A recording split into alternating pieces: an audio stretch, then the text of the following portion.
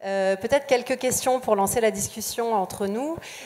Michel, peut-être pour commencer, toi qui es un fin observateur des mobilisations citoyennes à Marseille, de toute cette énergie qui se fédère, comment tu réagis à l'idée qu'il y a peut-être un recul de la résignation marseillaise, qui est une figure de style qu'on entend beaucoup ici, les gens sont résignés, ils ne pensent pas que ça peut changer. Comment tu réagis à ce qu'on voit apparaître dans l'étude? Avec perplexité.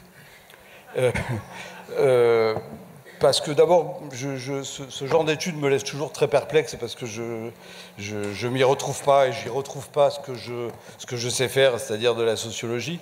Donc je vais pas critiquer méthodologiquement l'étude, mais parce que ça n'a aucun intérêt.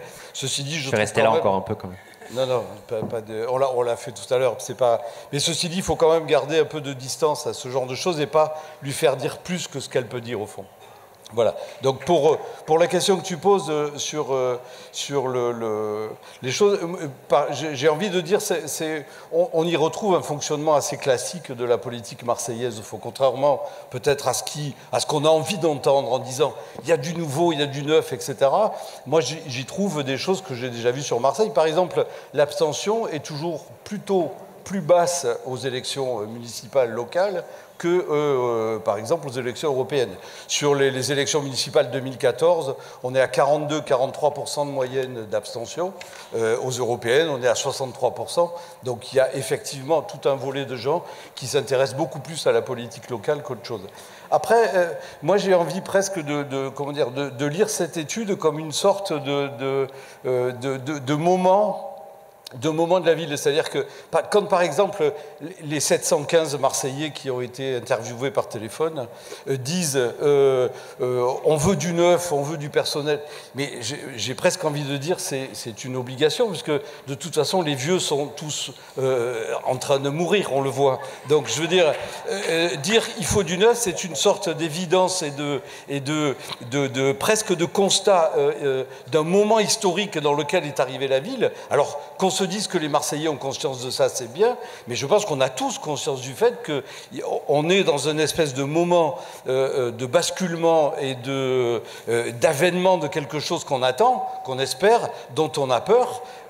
Et je pense que l'étude montre que tout le monde à Marseille, enfin au moins 715, ont une vision claire de ce moment qui va être un moment décisif. Et tout le monde le sait. Et effectivement, les autres municipales n'étaient peut-être pas des moments décisifs à ce point.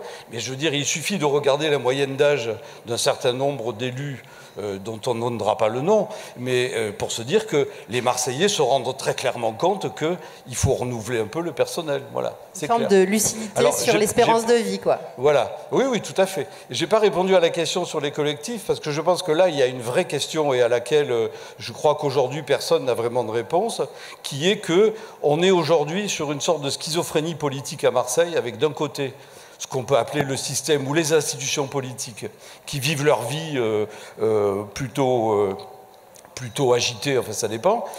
Et de l'autre côté, on a l'émergence, qui est quelque chose de tout à fait nouveau, même si c'est une nouveauté relative, une émergence dans les 10 dernières années d'une sorte de mille fleurs qui s'épanouissent, comme disait Mao Tse-tung.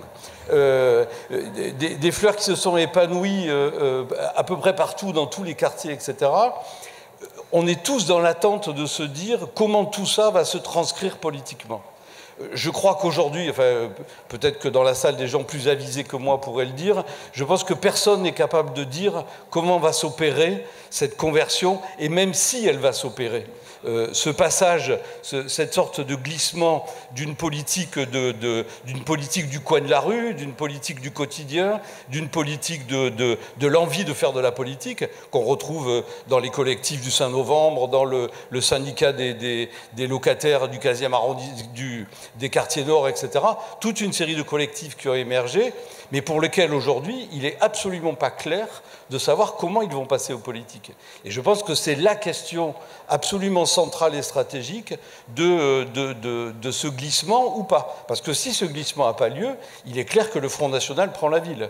Si ce glissement a lieu, et si effectivement la mobilisation des 25-35 ans, qui est le cœur stratégique de l'étude qui nous a montré, si elle s'opère, peut-être que des choses peuvent se passer. Collectifs qui sont ici nombreux ce soir et dont je salue la présence à nos côtés.